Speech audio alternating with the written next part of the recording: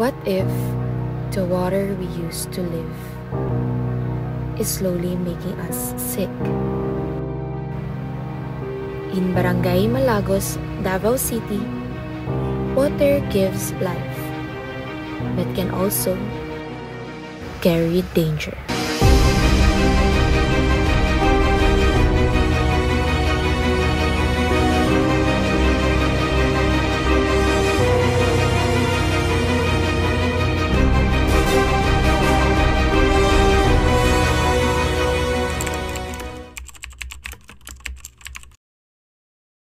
Ang mga sapa karon diri sa atua dili na pareha sa unang panahon nga limpyo kayo, pwede pa nato mainom. Karon dili na tungod sa mga hugaw nga ginalabay sa sapa sama sa mga basura.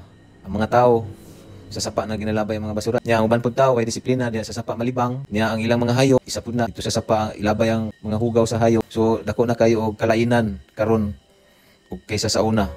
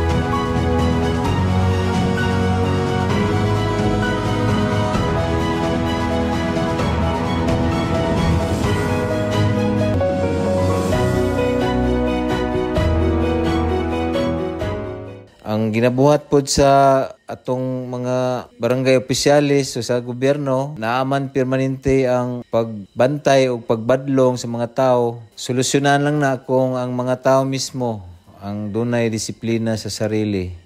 Kaya ang problema nato manggod Pilipino kanang lisod usbon ang naandan.